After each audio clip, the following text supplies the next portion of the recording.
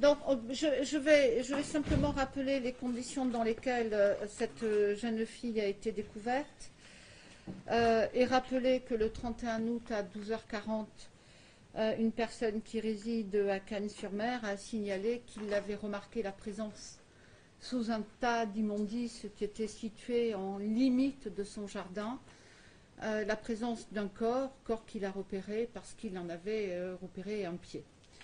Il a aussitôt requis la police nationale et c'est finalement la police municipale qui s'est rendue sur place, qui a fait appel à police secours d'une part, mais également à la police nationale qui est venue, bien évidemment, la police municipale ne pouvant faire d'autres constatations. Et c'est dans ces conditions qu'a été découvert le corps d'une personne qui était particulièrement violentée puisqu'elle présentait de traces de très nombreuses violences, notamment à la face, et également une trace de strangulation. Cette personne a pu être identifiée comme étant une jeune fille née en 98 qui se prénomme Salomé. Sur la personnalité de cette victime, il est permis de dire que c'était une jeune fille qui, sans rompre et sans avoir rompu totalement avec sa famille, entretenait des liens un peu distendus. Elle avait toujours des relations avec son père, lequel s'était d'ailleurs présenté à la police municipale de Grasse pour signaler qu'elle n'avait plus de nouvelles depuis le jeudi précédent. Et cette jeune fille avait quand même des relations avec sa famille. La preuve en est, si j'ose dire, c'est que son père a pu être en mesure de préciser qu'elle fréquentait un jeune homme qui s'appelait Amine.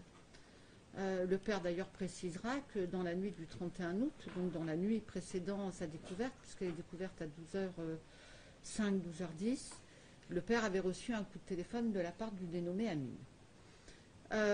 Lorsque les policiers se rendent sur place, ils font très rapidement le lien avec une intervention qui s'est produite très tôt dans la matinée, puisque dans la matinée, les policiers avaient été avisés à compter de 1h49. Les policiers avaient été avisés de ce que, je reprends les termes de l'appel tel que nous l'avons récupéré auprès du 17, un jeune massacre une fille, hurle à la mort, je l'entends hurler à la mort, avait dit le témoin lors de son appel au CIC.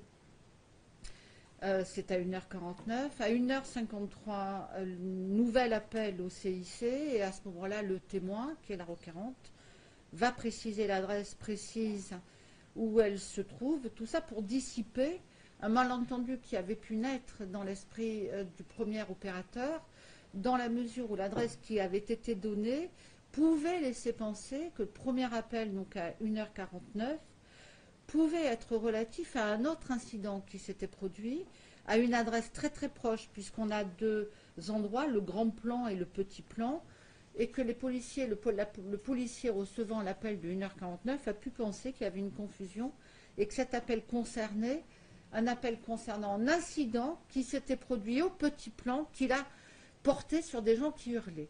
Donc à 1h53, près de 1h54, le témoin rappelle et va préciser l'adresse. Et c'est dans ces conditions qu'en réalité, les policiers vont être actionnés et vont se rendre sur place dès 1h, attendez, excusez-moi, je remets mes lunettes, dès 2h01, ils vont être rendus sur place et en possession d'éléments qui laissent penser qu'un individu frappe une femme à cet endroit.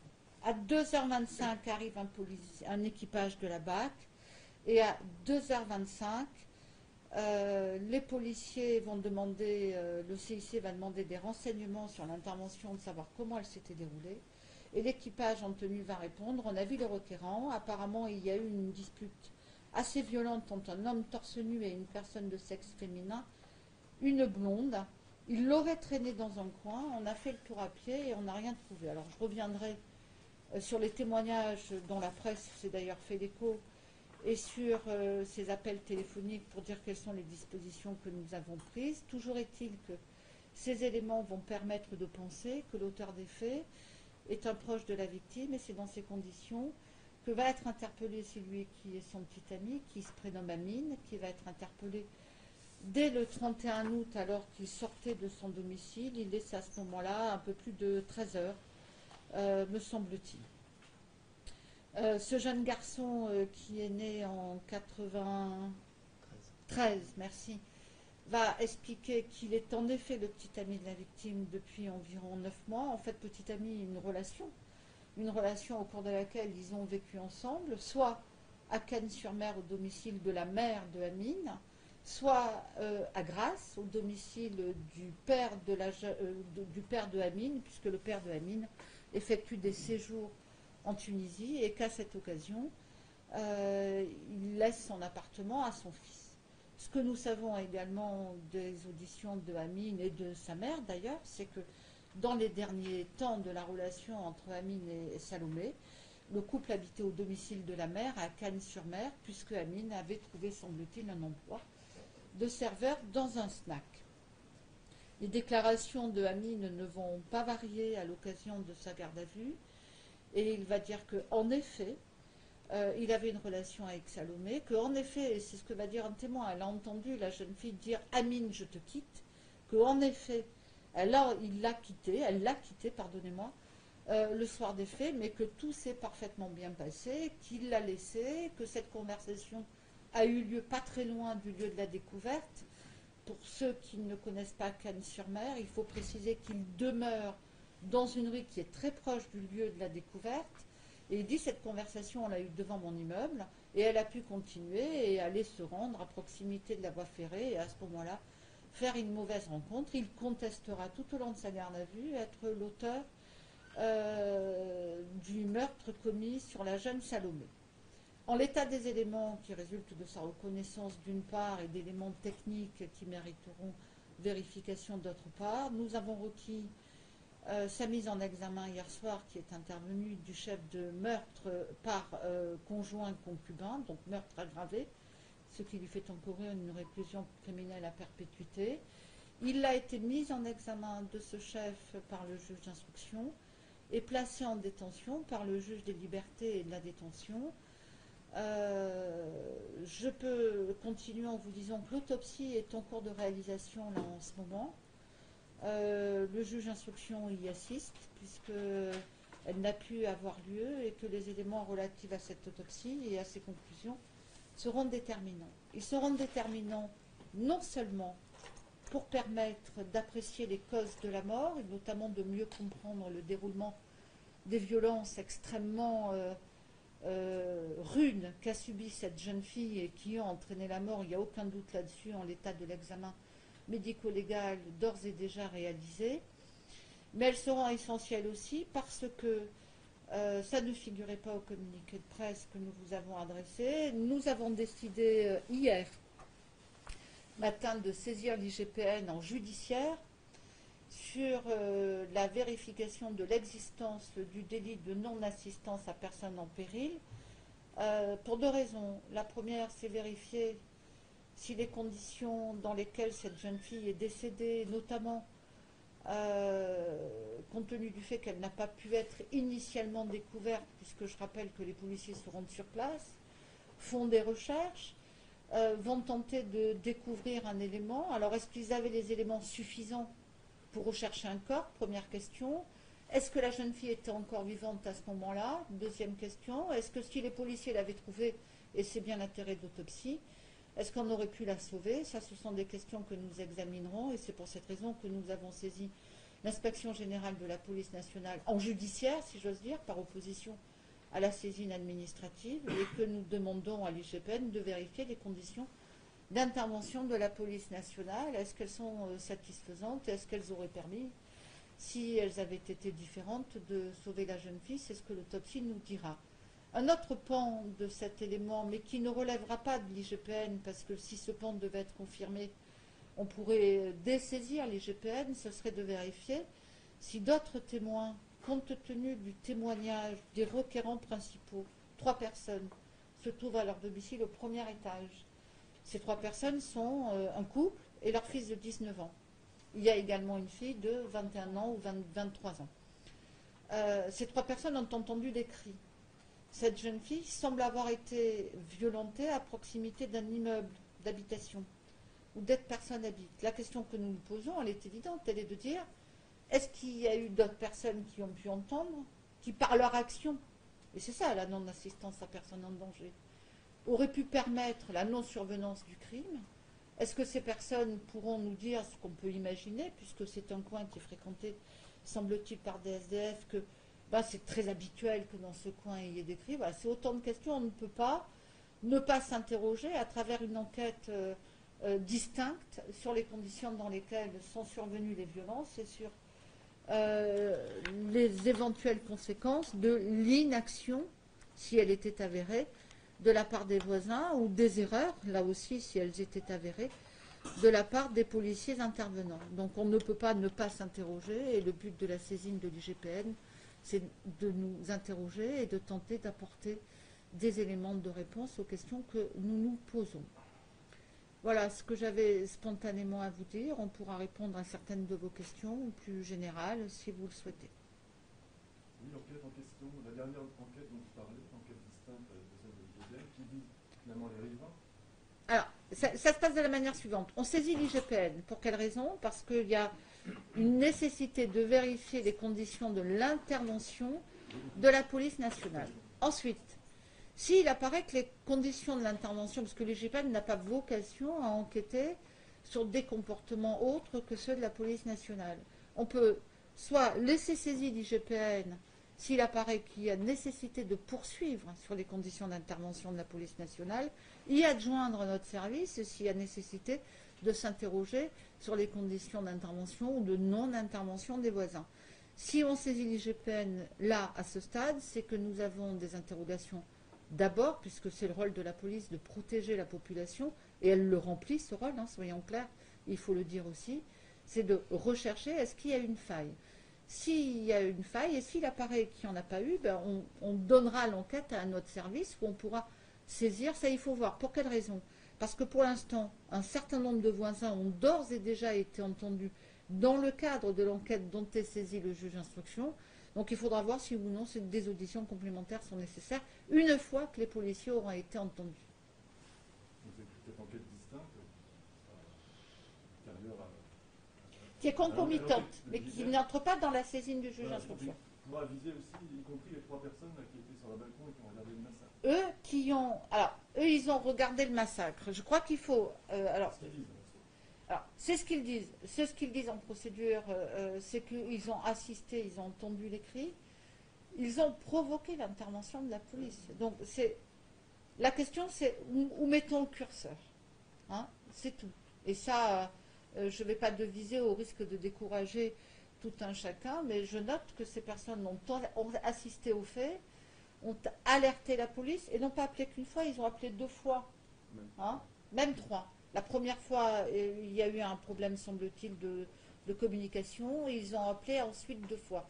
La question que nous nous posons, c'est sont-ils allés au-devant des policiers? Les policiers sont-ils allés les rencontrer?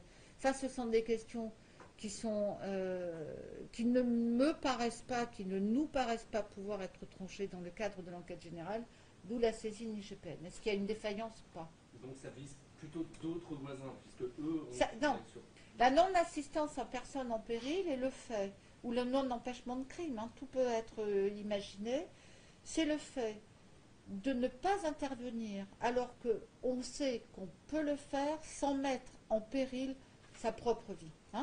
Donc il y a un équilibre, c'est-à-dire ça exige qu'on ait conscience du danger auquel est exposée la victime, ça exige également qu'on puisse prendre toute mesure. Il ne s'agit pas, c'est pas une intervention, alors c'est d'empêcher par son intervention physique, alors qu'on est donc empêcher la continuation du crime. Est-ce qu'appeler la police c'est une condition ou pas? C'est autant de questions qu'on se posera. Et il ne faut pas que nous soyons et que sa propre vie soit menacée. Ça va de soi. Donc il y a un juste équilibre. Et le jeune garçon a dit être intervenu auprès justement de l'agresseur a priori, de l'avoir interpellé. Est-ce qu'il l'a interpellé depuis chez lui, depuis il est sorti dans Alors la rue? c'est aussi le but de l'enquête, si vous voulez, parce que les éléments que nous avons, on en parlait pour tout vous dire tout à l'heure dans mon bureau, nous conduisent à penser que l'intervention auprès de l'agresseur, ce serait plutôt fait à partir du domicile. Donc, mais on n'a aucune raison de douter de la déclaration du témoin. Je rappelle qu'on a affaire à un auteur présumé des faits qui les conteste et qui donc dit n'avoir jamais eu de contact avec qui que ce soit. Et que donc c'est aussi ça le but de cette enquête, c'est de vérifier l'intégralité de ces éléments-là. Donc il l'a vu et il pourrait reconnaître l'agresseur présumé. Il fait partie, la famille fait partie des gens qui ont été utiles à l'enquête et qui sont les témoins de l'enquête, puisqu'ils vont donner un signalement d'un individu qui porte un short en jean, qui est torse nu, et on va leur présenter l'individu, et ça fait partie des gens qui ont fait avancer l'enquête, et je ne veux pas en dire plus pour des raisons tout à fait évidentes. Je n'ai pas envie non plus de les exposer à des pressions. Est-ce que l'autopsie peut confondre le meurtrier présumé, les résultats d'autopsie? Alors, ce qui va être intéressant, c'est d'abord de comprendre comment elle est décédée. Hein, c'est ça, puisque les premiers éléments de l'examen médico-légal nous laissent penser qu'elle est décédée d'un sévère traumatisme crânio-facial. Il y avait des traces de strangulation. Est-ce qu'elle est décédée des suites de la strangulation? Ça aussi, c'est important. Est-ce que ça permettra de confondre l'auteur? Il y a des chances qu'on trouve de l'ADN de l'auteur, puisqu'ils étaient en relation. Je ne pense pas que ce sera l'élément déterminant en termes de charge, en termes d'indices graveux concordants à l'égard de l'auteur, mais ça va permettre de mieux comprendre. Mais lui affirme qu'il ne l'a pas tapé à aucun moment. Ah, absolument, absolument. Lui indique, je me tourne vers mes collègues qui ont suivi la garde à vue.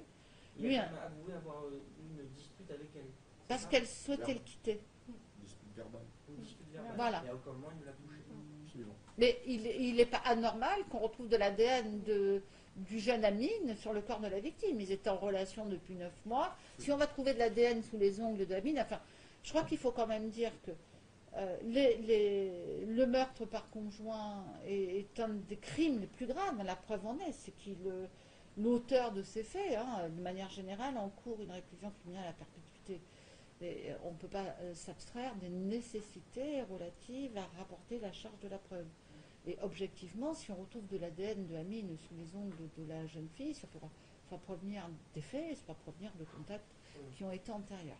Par rapport à son attitude, est-ce que c'est un cas classique où il nie par rapport aux violences conjugales? Est-ce que c'est quelque chose dont vous avez l'habitude, même Alors, dans ce genre de cas?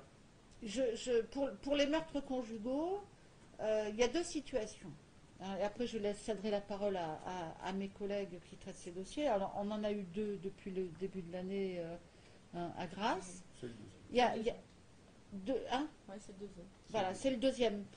Et c'est beaucoup trop, il ne s'agit pas de comptabiliser, c'est pas tolérable.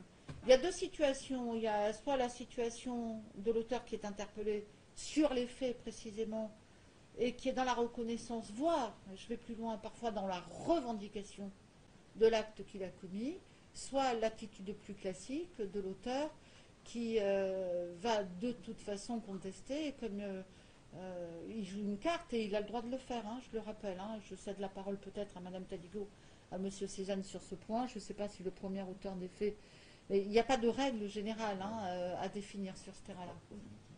Non, non, surtout pas sur des crimes. Après, évidemment que les violences conjugales, c'est un contentieux de masse. C'est quelque chose que nous traitons tous les jours au quotidien avec énormément de garde à vue, puisque maintenant la garde à vue est largement privilégiée par rapport à l'audition libre. Et pour répondre à votre question clairement et directement, dans la plupart des cas, dans un grand nombre de cas, effectivement, les faits sont contestés. Et d'où pourquoi, et ça c'est notre travail, d'étayer le dossier par un certain nombre d'éléments, d'indices extérieurs, témoignages extérieurs, compréhension des conditions de vie du couple, parce que c'est pas les déclarations souvent du mis en cause qui vont nous aider, et en l'absence de certificat médical ou de traces, on a beaucoup de dossiers qui restent des dossiers où en tout cas on a 2 versions complètement différentes, des victimes qui parfois terrorisées refusent d'être confrontées à leur agresseur. Et voilà, c'est à nous d'essayer d'étayer un dossier et voilà, de continuer comme ça pour essayer de l'orienter au mieux et de protéger cette victime. Les Mais témoins l'ont vu. souvent. Les témoins l'ont vu taper. Là, oui. Dans ce ce cas, oui. dossier-là, oui. Mais Mais la question il y a un peu générale, d'évidence. Mais c'est son droit. c'est son droit. Alors sur Il sur la faisait partie nuit. antécédente du meurtrier présumé, si on a bien compris, pas dans le communiqué de presse, pas de casier, pas connu des services. Est-ce qu'il y avait déjà eu des plaintes? Est-ce que vous avez eu une trace de plaintes déposées par d'anciennes compagnes qui pourraient dresser le portrait d'une personne qui a déjà eu des violences conjugales? Alors, le communiqué ne disait pas d'antécédents, c'est-à-dire pas de précédent dépôt des plaintes de Salomé à l'égard de Amine. Ah, de cette personne, Voilà. de cette compagnie. Parce que pour tout dire, en termes d'antécédents, nous les avons recherchés, nous les avons analysés. Deux séries d'antécédents. Première série d'antécédents, enfin série, c'est un bien grand nom et c'est tout à fait inapproprié. 2 plaintes de la mère à son égard, mais des plaintes dans un contexte familial extrêmement particulier. Première plainte de la mère du 9 août 2017, plainte qu'elle va retirer en expliquant qu'elle faisait l'objet de menaces régulières de la part de son fils, parce qu'il voulait qu'elle quitte le domicile pour pouvoir avoir des relations avec ses copines, et que donc du coup il lui disait va dormir dans la voiture. 1er août 2017, elle retire la plainte. Deuxième plainte de la mère, 14 mars 2018. Il s'agissait là des faits de violence sur ascendant. Elle n'avait aucun certificat médical. Et ainsi que le soulignait à l'instant Madame Taligo, la grosse difficulté dans ce type de dossier, parce qu'au-delà des violences conjugales, il y a les violences familiales, c'est effectivement d'étayer les déclarations de la victime. Et là, nous étions confrontés aux déclarations de l'un contre les déclarations de l'autre. Donc nous avons également classé ce dossier. Par ailleurs, au mois de mai 2016, une de ses anciennes petites amies, dont j'indique que l'audition a été recueillie dans le cadre de l'enquête actuellement en cours criminelle à l'égard de Amine, s'est présentée au commissariat pour déposer plainte à son égard. Je rappelle qu'elle s'est présentée au mois de mai 2016 en indiquant qu'elle a été victime de 2 séries de faits. Première série de faits, là aussi, première série, le terme est un peu fort, elle dit qu'elle a reçu une claque au mois de janvier 2016, et puis elle va expliquer qu'une semaine plus tard, il l'aurait tenté, en lui liant les poignets et les pieds, de la mettre dans une baignoire et dans laquelle il l'a projetée de manière régulière en l'extrayant, tout ça pour lui faire avouer qu'elle était susceptible de l'avoir trompé ou d'avoir entretenu une relation avec un autre homme. Elle va dénoncer ces faits au mois de mai 2016. Nous allons à ce moment-là la faire examiner par l'unité de médecine judiciaire. On ne va retrouver aucune trace, s'agissant de faits de janvier. Elle va refuser d'être confrontée également avec l'individu qu'elle accuse d'être l'auteur des violences, lequel va être entendu et va dire mais c'est absolument faux. C'est au contraire elle qui me harcèle parce qu'elle est extrêmement jalouse et je suis victime de sa jalousie. J'indique qu'en l'absence de témoins, on est dans une situation malheureusement assez classique, déclaration de l'un, déclaration de l'autre, et que nous avons classé cette plainte en classement 21 chez nous, ce qui signifie que l'infraction nous est apparue insuffisamment caractérisée. Le délai entre les faits et le dépôt de plainte n'ayant pas permis, et même si ce délai est tout à fait explicable au regard de la crainte qu'a pu ressentir la victime, encore une fois, n'ayant pas permis de recueillir des éléments médicaux légaux. Comme il faut tout dire, j'indique également qu'à cette plainte était jointe une main courante qu'avait fait la mère de cette jeune victime qui était mineure à l'époque, puisqu'elle avait 17 ans, et que la mère de cette jeune victime avait indiqué par une déclaration qu'elle avait faite de main courante au commissariat de Valoris le 22 mars 2016 que Amine aurait poussé involontairement, nous avons lu la main courante, sa fille sur la voie ferrée du côté de Cannes. Alors, ça ne manque pas d'interpeller, compte tenu du fait que là, la victime a été découverte à proximité d'une voie ferrée. Mais j'indique qu'on se situait à ce moment-là antérieurement au protocole que nous avons signé au mois de juin 2016, au terme duquel nous exigeons, et ce qui est suivi, la transmission de manière systématique de toutes les mains courantes ou tous les renseignements judiciaires dès lors qu'ils concernent des faits de violence familiale ou de violence conjugale. Donc cette procédure, je rappelle, de plainte de mai 2016, nous l'avons classée. Et la jeune fille a été entendue dans le cadre de l'enquête en cours. Vous avez réentendu personne depuis, bien entendu. Nous avons réentendu cette victime dans le cadre de l'enquête en cours. Elle a été entendue hier soir, Fabien? Hier matin. Hier matin. Elle a réaffirmé. Absolument. Et elle s'est présentée d'elle-même au commissariat, c'est ça? C'est nous qui l'avons convaincue. Et dans le cadre de la relation avec Salomé, donc vous dites pas de traces judiciaires? Elle n'avait précédemment pas déposé plainte. En tout cas, nous n'avons pas trace de l'existence d'une plainte ou d'une main courante qu'a pu déposer Salomé à l'encontre de Amine dans les 9 mois de la relation. Et est-ce que même sans plainte ou sans main courante, il y a pu y avoir des signalements, on nous évoque notamment des disputes sur la voie publique Alors, vous mettez le doigt sur la difficulté principale de détection des violences conjugales, parce qu'on a plusieurs manières de vous concevoir les choses, indépendamment du meurtre par conjoint ou concubin. Quelles sont les manières dont on peut les déceler? Et je crois que ça renvoie chacun à ses propres responsabilités. La main courante, la plainte, le témoignage d'un proche, la saisine d'un institutionnel. On peut imaginer qu'un enfant rapporte dans une salle de classe des violences dont il a été le témoin, qu'on soit saisi par le terme d'un signalement de l'éducation nationale. Et puis enfin, je rappelle, et ce n'est pas le seul terme, mais c'est important de le préciser, surtout en ces moments de débat, qu'un médecin est soumis au secret professionnel, mais qu'il existe des causes d'exemption du secret professionnel. Et parmi les causes d'exemption du secret professionnel, figure la situation où un médecin est confronté à la constatation de sévices physiques ou de sévices sexuels. Lorsqu'ils sont commis sur un mineur, il a l'obligation de les dénoncer, ou lorsqu'ils sont commis sur une personne vulnérable. Qu'est-ce que c'est que la vulnérabilité? Une femme qui reçoit des coups de manière régulière, qui va voir son médecin régulièrement, qui ne dit rien lorsque le médecin l'interroge, n'est-elle pas une personne vulnérable? Je pose la question, j'ai bien évidemment une réponse, sinon je n'évoquerai pas cette situation-là. Mais ça fait partie des situations. Comment peut-on intervenir? Et la grosse difficulté, et c'est Émilie Telligo qui le rappelait à l'instant, c'est les femmes de victimes conjugales doivent être protégées malgré elles. Mais reste que nous avons un certain nombre de règles en matière d'enquête pénale qui sont pour l'essentiel celles que nous impose le Code de procédure pénale, et heureusement, on doit instruire à charge et à décharge. Donc si on a affaire à une victime qui refuse de déposer, et on l'a tous vu cette situation, de parents qui vont porter à la connaissance du parquet par quelque voie que ce soit l'existence de violences qui sont commises à l'égard d'une femme, on fait des enquêtes et on a une victime qui obstinément dit non, non, non, il arrive même que des auteurs soient poursuivis, mais qui refusent un examen médical, qui refusent une audition. Je ne parle même pas d'une confrontation.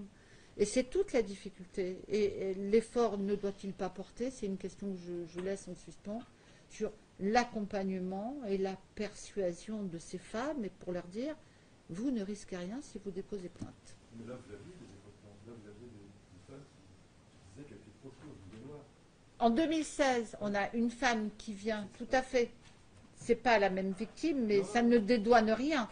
Mais on a une femme qui vient au mois de mai 2016 dénoncer des faits de janvier 2016. Et quand j'évoque... la grosse difficulté, elle est là. C'est ce qu'évoquait tout à l'heure Émilie Telligo, parce qu'on examine, on s'interroge. Ce n'est pas à la faveur du Grenelle sur les violences conjugales qu'on s'interroge sur nos pratiques.